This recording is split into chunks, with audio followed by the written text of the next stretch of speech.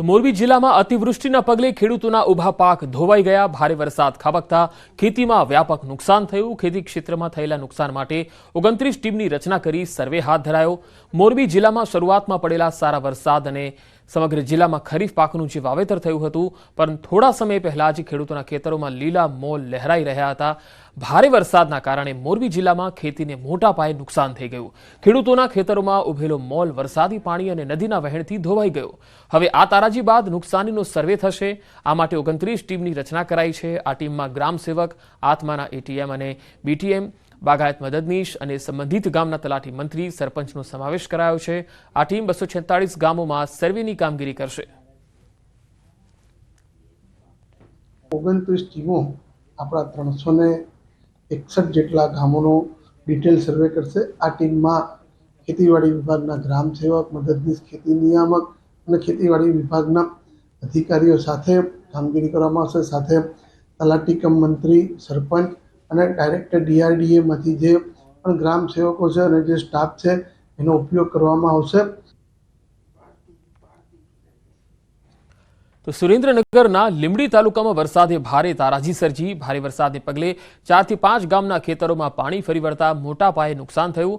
શિયાણી, ઉમેદપુર, નટવરગઢ, રામરાજપર, પરનાળા, બથાડ, જાંબુ સહિતના ગામોમાં ખેતરોમાં પાણી ફરી વળતા ખેડૂતોને મોટા પાયે નુકસાન થયું। કેટલાક વિસ્તારોમાં ભોગાવાના પાણીએ તારાજી સર્જી। સરકાર દ્વારા તાત્કાલિક નુકસાની અંગે સર્વે હાથ ધરીને વળતર ચૂકવવામાં આવે તેવી ખેડૂતોએ માંગ કરી છે।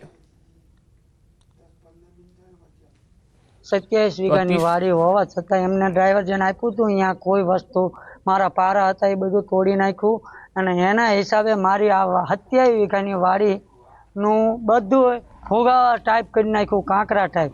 ચારે બાજુ ખેતરોમાં પાણી ફરી વળવાથી નદી જેવો હાલ બધા કરી નાખ્યા છે। ખાડા બધે પાડી દીધા છે।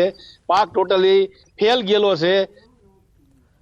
વરસાદથી પડેલા ખાડા મુદ્દે એક્શનમાં સીએમ। ખાડાનું રિપેરિંગ ઝડપથી કરવાના આદેશ આપ્યા। સીએમના આદેશ બાદ યુદ્ધના ધોરણે કામ શરૂ થયું છે। ખાસ કરી અમદાવાદમાં કામગીરી શરૂ કરાઈ છે, કારણ કે અમદાવાદના ઠેર ઠેર વિસ્તારોમાં ખાડા પડી ગયા છે। ઘણા નવા બનેલા રસ્તાઓ પણ ખાડામાં ગરકાવ થઈ ગયા છે। ત્યારે હવે કામગીરી શરૂ થઈ છે। ખાડાનું રિપેરિંગ કરવાની કામગીરીના આદેશ બાદ હવે એએમસી તંત્ર જાગ્યું છે। વધુ માહિતી સાથે સંવાદદાતા પ્રણવ પટેલ અમદાવાદથી જોડાયા છે।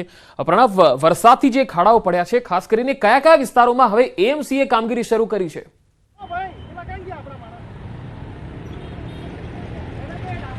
પંકજ, જે રીતે રાજ્યના મુખ્યમંત્રીએ સૂચના આપી છે કે રાજ્યની અંદર જે પણ મહાનગરપાલિકાઓ છે, મેં ખાસ કરીને વરસાદી બાદ જે રસ્તાઓ પર ખાડા પડે તેના કારણે પ્રજાજનોને પરેશાની થતી, પરંતુ એ પરેશાની ન થાય તેને લઈને જ મહાનગરપાલિકાને આદેશ આપ્યો છે અને તમામ જે કમિશનરો સાથે પણ રાજ્યના મુખ્યમંત્રીએ વાત કરી છે અને કહ્યું છે કે જે પણ ખાડાઓ પડ્યા છે તે ખાડાઓ સત્વરે રિપેરિંગ કરવામાં। ન્યૂઝીલેન્ડ ટીમ પહોંચી છે મણિનગર વિસ્તારમાં।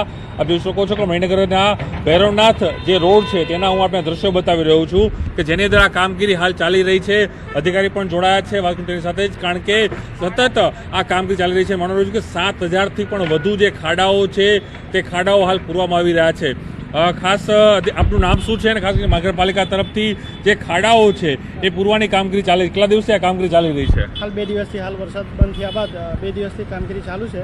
આજે હોટ મિક્સ મટીરિયલથી ભૈરવનાથ 4 રસ્તા થઈ આવકાર હોલ તથા ભૈરવનાથ 4 રસ્તા અને બીજા, હા યસ, એમ કહેવાય છે કે વોર્ડમાં પણ અનેક જે ખાડાઓ, નાના મોટા ખાડાઓ પડ્યા છે, એની કામગીરી કઈ રીતે કરવામાં આવી રહી છે?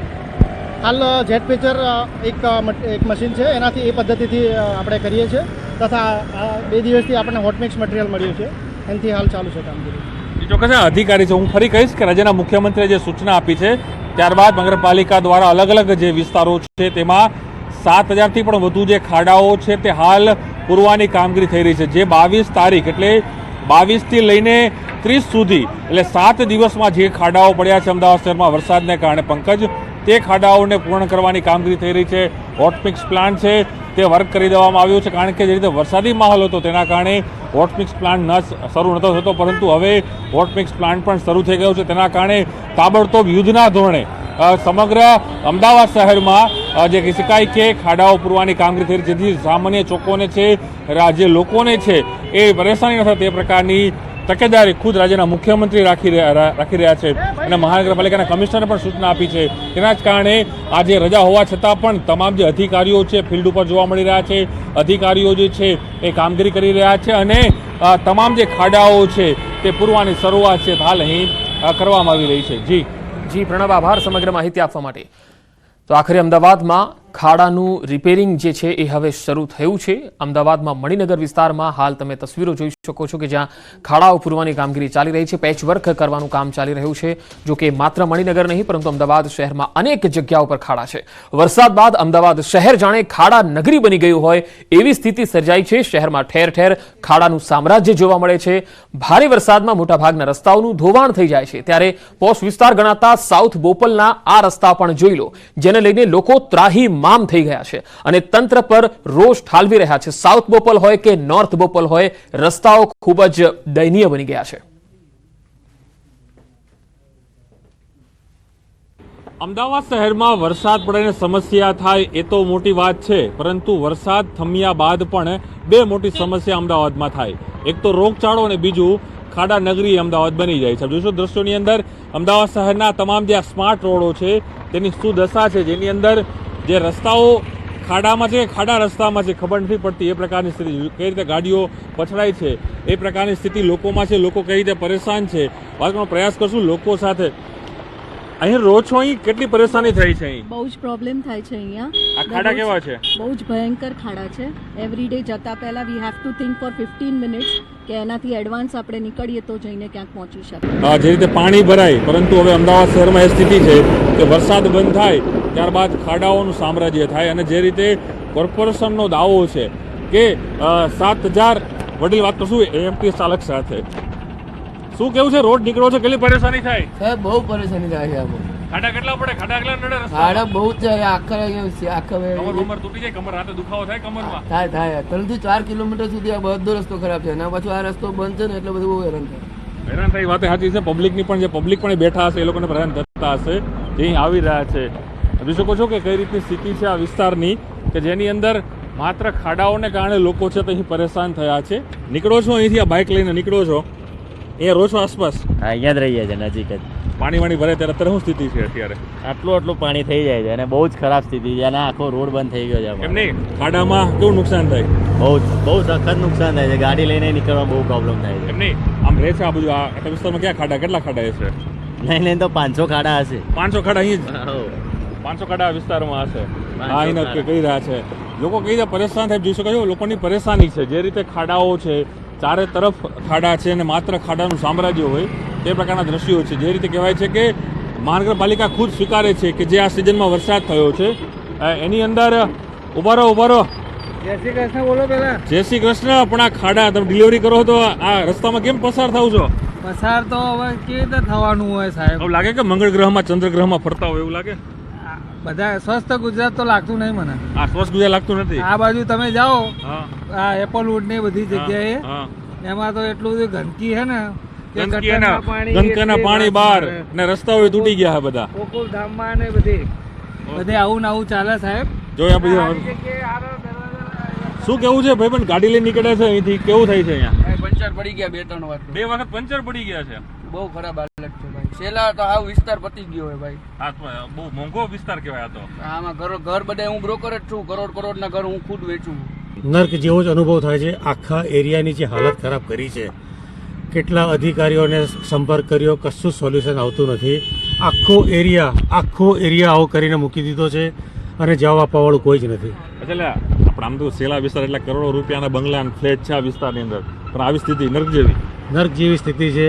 એટલું દુઃખ થાય છે અહીંયા આગળ રહીને કે આટલા બધા રૂપિયા ખર્ચ્યા પછી પણ અને આટલો બધો જીએસટી આપ્યા ટેક્સ ભરો, બધું ભરતા હશો ને બધું? વર્ષનો મારો ટેક્સ 22 લાખ રૂપિયા જાય છે. 22 લાખ રૂપિયા ટેક્સ ભર્યા પછી, મકાન ખરીદતી વખતે જીએસટી આપ્યા પછી, સોસાયટીનો મેન્ટેનન્સ આપ્યા પછી, સોસાયટીના મેન્ટેનન્સ ઉપર જીએસટી લાગ્યા પછી સુવિધા નથી. સુવિધાના નામે મીંડું. આ ચોક્કસ આ દ્રશ્યો છે અમદાવાદના અને અમદાવાદના રસ્તાઓના, જે ડેવલપ થઈ રહ્યો છે પરંતુ સામે હજુ પણ વિકાસ ક્યાંક આ વિસ્તાર ઝંખી રહ્યો છે. હરીશ શર્મા સાથે પ્રણવ પટેલ, ન્યૂઝ 18 અમદાવાદ. તો છેલ્લા દિવસોમાં પડેલા વરસાદમાં શહેરમાં 7,000 ખાડા પડ્યા, જેનો એએમસી દ્વારા ઝોન મુજબ સર્વે કરવામાં આવ્યો. રોડ એન્ડ બિલ્ડિંગ કમિટીના ચેરમેન જયેશ પટેલનું કહેવું છે કે શહેરમાં રસ્તાઓ પર પડેલા ખાડાઓનું રિપેરિંગ કામ યુદ્ધના ધોરણે કરાઈ રહ્યું છે. 23 તારીખ પછી લગભગ અમદાવાદ શહેરમાં 7,300 ખાડા નાના મોટા થઈને પડેલા હતા અને 2 દિવસથી વરસાદ બંધ થયા પછી અમે તરત ડે નાઇટ કામ કરીને 6,300 ખાડા અત્યારે હાલ પૂરેલા છે અને 1,243 ખાડા કાલ રાતે બી કદાચ કામ ચાલુ હશે અને આજે બી ડે નાઇટ કામ છે, તો લગભગ 24 કલાકમાં બધા ખાડા સંપૂર્ણપણે પૂરી દેવામાં આવશે.